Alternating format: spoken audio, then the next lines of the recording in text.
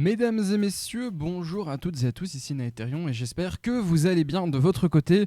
Vous l'avez vu, on se retrouve aujourd'hui pour une vidéo un peu spécifique, un peu différente parce que voilà, je suis en plein milieu de plein de trucs, de changements et de travaux en fait de manière générale. Donc je n'ai pas pu vous faire une vidéo de lore classique, etc., etc. Et je voulais quand même aborder un sujet avec vous cette semaine, aujourd'hui, tous ensemble. Donc voilà, on se retrouve dans un cadre, le cadre différent, puisque c'est le cadre de stream, puisque nous ne sommes pas en stream, bien évidemment, je vous invite à venir sur Twitch, etc., etc. Mais voilà, j'ai un viewer qui est venu plusieurs fois sur mes streams dernièrement et qui m'a posé plusieurs questions de manière générale sur comment gérer un petit souci qu'il a à sa table de jeu, et je pense que le sujet peut vous intéresser puisque c'est quelque chose que beaucoup de gens peuvent rencontrer de leur côté, et je voulais donc en faire une vidéo. Donc ce que j'ai fait avec ce viewer, je l'ai contacté et je lui ai dit écoute, envoie-moi une fois ta question au complet avec toute la situation, etc., etc.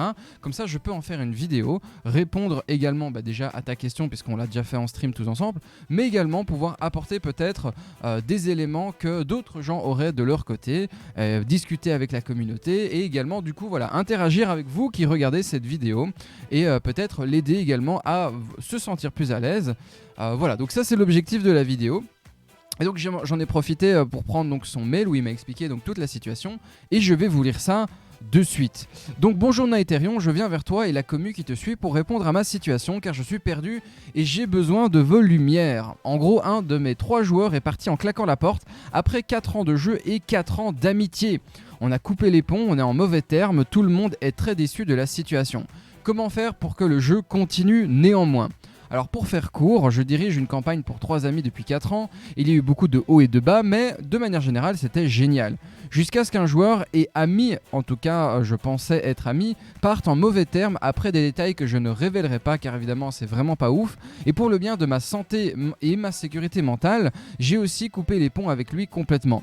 Il est parti brusquement et son personnage est toujours là. L'un de mes inconvénients en tant que MJ avec 3 joueurs est que je mets beaucoup d'efforts à enraciner leurs personnages dans le monde, à construire des enjeux, à leur faire accomplir des choses, à avoir une intrigue stupide où ils ont par exemple chacun une arme parlante, où ils doivent faire évoluer leurs armes tout au long de la partie en lien avec les autres, etc., etc., etc.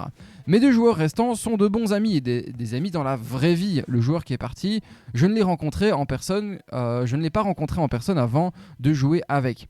Nous voulons continuer à jouer ensemble, bien évidemment, mais vu l'intrigue complexe qu'on a tissée depuis 4 ans, c'est difficile. Et je veux jouer en fait cette campagne et ne pas tout simplement la jeter à la poubelle ou la mettre aux oubliettes. Je veux aussi jouer, mais nous nous sommes tous sentis découragés par le départ du joueur 3. Nous avons discuté et j'ai déclaré que je retirerais le personnage paisiblement en lui donnant quelque chose à faire en arrière-plan qui aide à l'intrigue. Mais il ne sera plus dans le groupe. L'ami, évidemment, de l'arme parlante que jouait le personnage 3, le joueur 3, restera également avec les autres personnages joueurs, car cette intrigue débile fait que ces armes se connaissent les unes avec les autres et que le groupe doit s'assurer qu'elles ne tombent pas entre des mains malveillantes et aussi les garder ensemble pour découvrir leur lore. Je prévois également d'envoyer une demande à un autre ami pour voir s'il veut jouer, car je veux jouer au moins 3 personnes avec potentiellement un système d'héritage sur l'arme en question, etc., etc. Le problème est que je ne sais pas s'il acceptera et que je n'ai pas beaucoup d'autres options s'il refuse. Je ne sais pas si les joueurs accepteront, mais je n'ai pas beaucoup d'autres options également de leur côté. Ma campagne est très encombrée par l'intrigue, je ne dis pas qu'elle est bonne, mais il y en a beaucoup des intrigues, donc c'est difficile d'y intégrer de nouveaux personnages joueurs. J'ai aussi pensé à contrôler le personnage du joueur 3 en tant qu'aide, sous forme de PNJ. J'ai tendance à utiliser ce qu'on appelle des PNJ alliés dans une large mesure, et cela a toujours bien fonctionné pour donner un peu de soutien au groupe et jouer sur mes forces en tant que MJ. Apparemment je suis bon pour les personnages, c'est ce qu'on me dit en tout cas à ma table. Je prendrai la feuille en ligne du joueur 3 et la convertirai en feuille de PNJ pour mes yeux, à ma discrétion bien évidemment seulement, puis je les utiliserai de manière plus globale. De cette façon les personnages joueurs peuvent toujours avoir leur ami à leur disposition. Je ne peux pas jouer comme le joueur 3, mais je peux quand même faire de mon mieux et utiliser mon propre roleplay pour garder le personnage vivant et amusant pour eux. Du moins, c'est une idée. Est-ce que vous avez des conseils à me donner ? Je veux continuer évidemment à communiquer avec mes joueurs, surtout depuis que l'un d'entre eux, le plus dramatique on va dire, s'est récemment dit, et on aurait pu juste faire un TPK, hein, donc un total party kill, donc c'est-à-dire tuer tous les joueurs pour pouvoir recommencer depuis le début. Après un affrontement avec un boss particulièrement mortel par l'absence en fait du joueur 3. Il a également exprimé directement qu'il ne se sentait pas très bien maintenant que le joueur 3 vient de partir parce qu'il a l'impression que tout leur travail d'équipe depuis 4 ans et leurs efforts ont été réduits à néant. Que pensez-vous? Avez-vous des conseils à me donner ou pouvez-vous juste me rassurer sur la situation? Donc voilà, DarkX, j'en profite du coup pour cette vidéo. Alors avant de commencer à te répondre, je vais préciser que évidemment ma réponse n'engage que moi et je ne voudrais pas que tu n'écoutes que moi. Et donc je vais vraiment demander aux gens qui suivent donc, cette vidéo et qui ont écouté la vidéo jusqu'à maintenant de répondre également en zone de commentaires. S'il vous plaît, prenez le temps, c'est important, hein, je l'ai déjà fait par le passé, ça a très bien fonctionné, vous êtes des gens incroyables quand vous prenez le temps vraiment de vous aider ou de vous donner votre avis ou de vous donner vos conseils. Donc voilà, n'hésitez pas à mettre en zone de commentaires ce que vous en pensez de mon point de vue, de mon point of view. Voici ce que je vais te répondre et j'espère que cela te rassurera un petit peu, hein. Évidemment, ces réponses, je te les ai un petit peu données en stream, mais je vais le faire de manière plus globale maintenant. Probablement, comme d'autres vont le dire après moi ou de leur côté, il est peut-être temps de faire une pause. Hein. Est-ce que, pas une pause dans le jeu de rôle de manière générale, parce qu'évidemment, qui voudrait faire une pause dans le jeu de rôle, évidemment? Non, mais voilà, est-ce qu'il est peut-être pas... N'est-il pas temps, pour l'interrogation, n'est-il pas temps de faire une pause dans cette histoire-là? C'est-à-dire que, de mon expérience, hein, de prendre le temps pour, je sais pas moi, noter vos idées, les éléments de l'intrigue, les détails, les personnages, etc., etc., et de les garder organisés dans un coin. Et si le temps le permet, je sais pas moi, par exemple, rédiger un résumé de l'intrigue pour les événements de la campagne jusqu'à présent. Ça, c'est peut-être une idée dans un premier temps. Évidemment, ce résumé sera utile lorsque vous ferez entrer de nouveaux personnages joueurs, de nouveaux joueurs dans le jeu. Et le premier sera une aubaine lorsque vous reprendrez la campagne. Donc vraiment, pour le coup, est-ce que c'est pas le moment de faire une pause, de prendre le temps de tout noter vraiment en détail, de faire une grosse synthèse, etc. pour mettre ça entre guillemets dans un coffre en attendant de souffler et de faire autre chose en attendant. De faire quelques one-shots, hein, c'est ce que j'avais noté, ce que je t'avais conseillé, ou même juste un module plus court dans un autre univers, dans un autre système de jeu, etc. etc.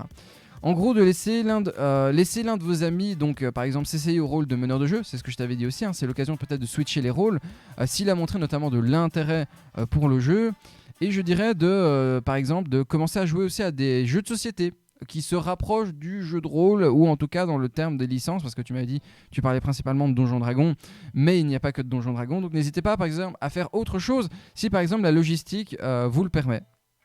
Ah, évidemment, il y a plein de jeux qui se rapprochent le plus possible du jeu de rôle, sans être avec du jeu de rôle, et du coup, enfin voilà, juste le temps d'un peu vous occuper, de faire cette fameuse pause.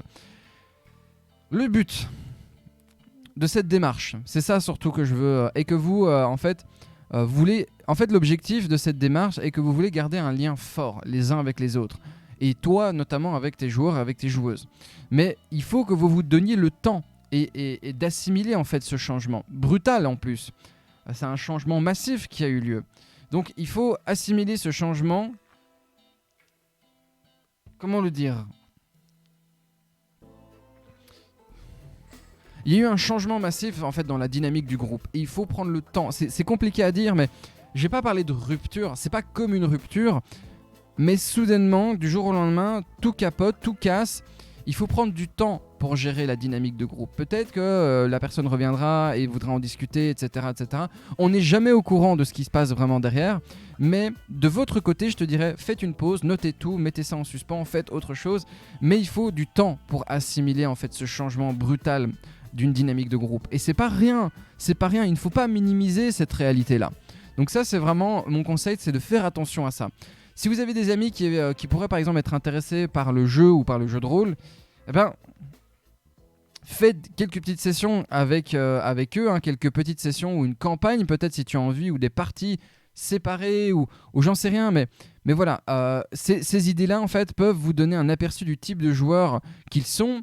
et eh bien tout simplement vous permettre de commencer à construire peut-être une camaraderie sans mettre votre campagne principale en danger à nouveau. Et donc de travailler en fait sur l'intégration de ce joueur 3 ou ce joueur 4, hypothétiquement, puisque tu peux en avoir de nouveaux qui arrivent, sur d'autres trucs en attendant de reprendre cette intrigue principale avec ta campagne principale. Moi, ce que je voulais dire, et ce que je répéterai évidemment, c'est que quoi qu'il en soit, ça sert à rien de forcer évidemment la campagne principale sans lui laisser au moins un peu de temps pour s'adapter. Et s'adapter dans votre esprit, s'adapter dans l'esprit des autres, s'adapter dans l'ensemble du groupe, c'est vraiment important de laisser ce temps de pause et de respirer. C'est très très important, surtout quand il y a eu autant de trucs. Donc vous ne voudriez pas finir par exemple par détester ce à quoi vous avez évidemment consacré tant de temps parce que vous ne vous êtes pas permis de faire une pause et de souffler et de faire autre chose. Jouer à tout ce qui est différent pendant un certain temps, par exemple. Ça, c'est vraiment un truc qui, je reviens, par exemple, voilà, si vous avez fait une campagne D&D de 3 ans, allez, je vais donner un exemple à moi. Après une campagne de Donjons et Dragons qui a duré pendant à peu près 3 ans. Moi, avec mon groupe, on a joué un autre jeu pendant 1 mois. Juste 1 mois. On a pris 1 mois pour changer ce que j'avais besoin. Je faisais le burn-out, MJ, etc. classique. Et surtout pendant ce mois-là, j'ai compris pourquoi j'aimais Donjons et Dragons par la même occasion. Parce qu'il était nécessaire pour moi de faire cet exercice. Cet exercice était vraiment nécessaire et bien plus salvateur en fait que je ne le pensais à l'époque. C'était comme on dit un nettoyage de cerveau, c'était un peu une remise au clair des choses en fait qui m'encombraient le cerveau et je ne voyais que ça, etc. Parce que ma campagne, il faut faire ma campagne, il faut avancer, le groupe et dimanche ils viennent, etc. Et du coup on organise comment et tu vois. Et c'est con à dire parce qu'on se dit ah mais on se met de la pression, mais en effet on se met de la pression et il faut réfléchir là-dedans, il faut un moment respirer, prendre du recul et laisser les choses un peu vivre, un peu maturer dans notre esprit et dans l'esprit de tout le monde autour de la table. Alors évidemment, vous reviendrez évidemment avec votre campagne, avec de nouvelles idées et une transition parfaite, potentielle, vers une partie, on va dire, rafraîchie de votre intrigue ou tout simplement une nouvelle partie, ce qui est possible aussi. Vous avez le droit d'abandonner aussi, de dire bon tant pis, c'est dommage. C'est triste, mais c'est comme ça. Vous ne devez pas absolument vous mordre et continuer à mordre le truc. Donc voilà. Vous serez tout simplement dans quelle direction aller après tout simplement avoir fait autre chose. Donc voilà, ça c'est vraiment mon conseil. Maintenant, mesdames et messieurs qui avez regardé la vidéo et en tout cas qui l'avaient écouté, n'hésitez pas à dire ce que vous en avez pensé. De faire également vos conseils de votre côté. Moi, en tout cas, c'était vraiment très très cool d'avoir pu répondre à ta question, d'avoir pris le temps de développer tout ça avec vous. Donc voilà, c'était la petite fonderie du MJ pour cette semaine, puisque voilà, exceptionnellement, pas de lore D&D.